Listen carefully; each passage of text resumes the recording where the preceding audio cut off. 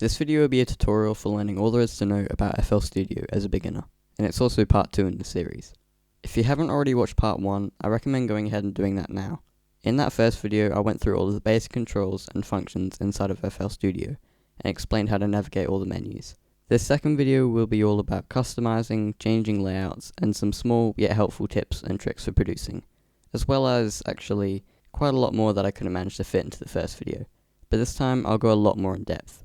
Before this video starts, I'd like to mention that there's a lot of effort that goes into creating these tutorials, and that even though it takes a while to record, edit, and publish these videos, it only takes seconds to subscribe. So by subscribing, it'll be doing me a massive favour. Anyways, on with the video. I'm going to begin with the one thing that I decided not to go through in the first video, which is the View tab at the top. I saved it for this video because it just felt appropriate. Inside the View tab, you won't need to worry about the first 10 options because you can literally access them here. But what I do want to show you is this toolbars drop down menu. So if you click on where it says edit, you'll see that basically by dragging and dropping any of these tools onto the panel, you can change the entire appearance to your preference. There are also a few options that you wouldn't have seen before as well, so have a look at them as well. You can browse the presets as well if you're not too sure what you're looking for. I just use the default layout mainly because I'm used to it. Going back into here, you'll notice some more default layouts. If you want to arrange even more stuff, then you can experiment with that as well. But below that, there's an option to change the background, which is what I've done.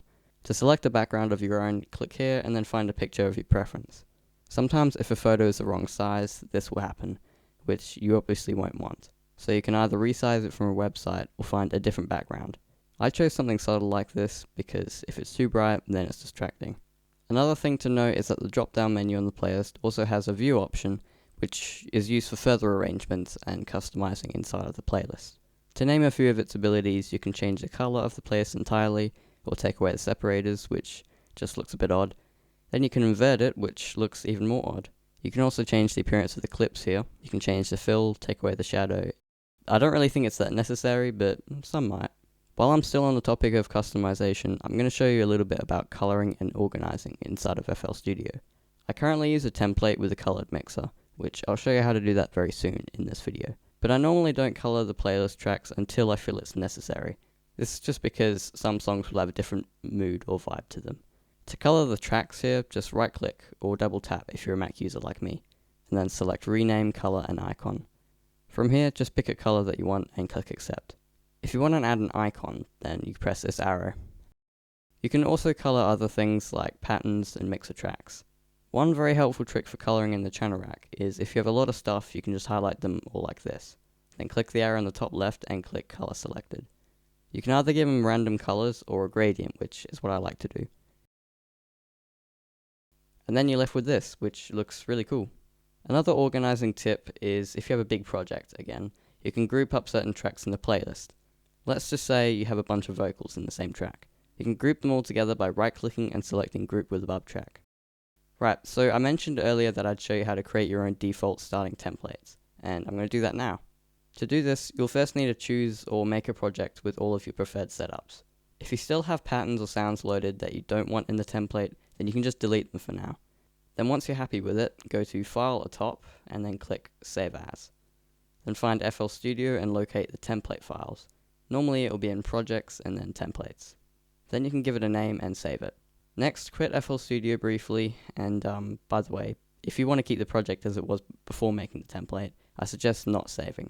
Now go back into FL Studio and click on File, then New from Template, and then you should see where your own template is. So congratulations, you've made your own template, but if you want to set it as your default, then go into General Settings, which is here, and then go down to where it says Default Template, and select yours. Now I'm going to show you how to use the Edison plugin. This will be the last thing I go through before I get into tips and tricks. The Edison can be used for recording audio or editing the audio itself. To open it, you can either go up to the scissors icon at the top, or open a slot in the mixer track. To first get a sound into it, you can either click onto the empty space to load a sample, or record the audio, preferably using an interface, or by right-clicking on the audio in this tab and selecting Edit Sample. These will all bring up the Edison. Because this is such an essential plugin for FL Studio, which I guarantee you'll definitely use a lot when recording, I'm going to show you everything you'll need to know, starting with these icons. To edit this audio, you can either select it by clicking and dragging across where you want to, and then click on a scissors icon. Here you can delete, cut, trim, or insert a section of silence where you have selected. If you want to deselect something, just click here and then deselect. For some reason, I first had trouble trying to figure out how to do that. I'm not too sure why, but anyway. Next, the spanner icon, which is probably the one that you'll use the most for audio editing. This amp section here is controlling volume levels of the audio. If you don't know what normalizing means, it's where the audio is brought to a consistent level of loudness. This time section can be used to reverse or time stretch certain parts of the audio, which is super efficient. And then there are some of the miscellaneous functions, like convert to score and dump to piano roll, which is for converting audio to MIDI. For now, I'm just going to demonstrate it because it's a lot easier to explain by showing you. So to do this, you'll have to have a piano sound highlighted in the channel rack, which I mentioned how to use in the first video. Then, if I bring up a sample like this one, I can go to the spanner icon and click convert to score and dump to piano roll. And then it has successfully converted into a MIDI pattern. If you didn't have a piano sound highlighted, then it probably won't work, or if you had a synth, then it'll just come out as that. It's pretty simple. Moving over to the buttons in this panel, there are some functions such as blur, normalize, cleanup, and time stretch, which are just shortcuts for these. And then others like equalize, reverb, trim side noise, and send to playlist, which are the rest of what you need to know about the Edison. In the end, I guess most of the functions are pretty self-explanatory. I'm just showing you where to look to find them. Alright, last but not least, here are some tips that you can implement into your own workflow for producing. These are just some small tricks that I find pretty helpful. I came up with 15, by the way. Starting with number 1, dump score log to selected pattern. So let's say you've been playing on your MIDI keyboard, but you haven't been recording it. If you want to try and retrieve that, go to Tools and then dump score log to selected pattern. This will bring up everything that you've played for the past 10 minutes or 20. Number 2, the tempo tapper. I think some people just forget that it exists, but I still think it's pretty helpful. Number 3, the notebook. You can use this for writing lyrics in or planning how you're going to produce a song. Personally, I use it just for songwriting. Number 4, layering sounds. If you want to mix or blend together some sounds for chords or a synth, then you can do that by loading up 2 sounds and then opening up Layer.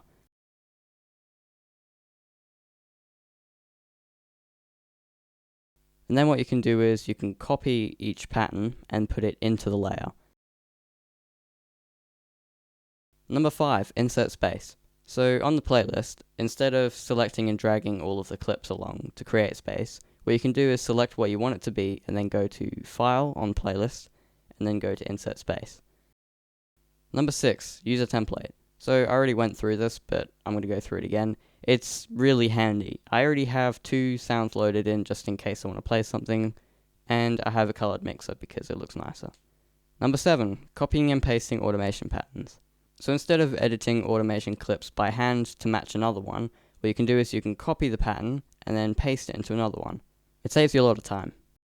Number 8, if you want to open up your most recently used project, then do Option 1 or Alt 1, depending on if you're a Mac or computer user.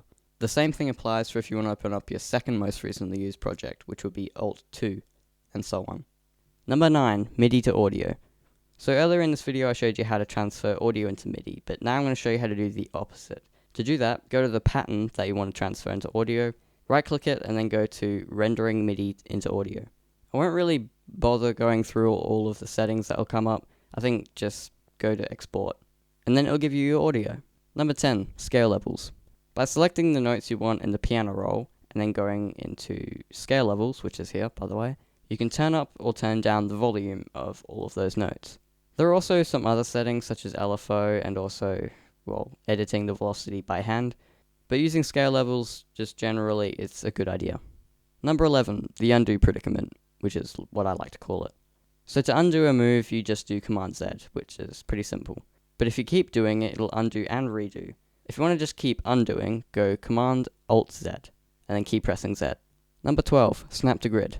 The other word for this is quantizing, and it's basically where a note will snap to the start of a bar or a section.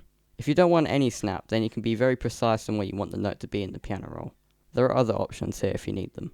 Number 13, the tuner. To be honest, I had no idea that this even existed until very recently, but the only way you can use it is by having an instrument plugged in, because the built-in microphone doesn't work.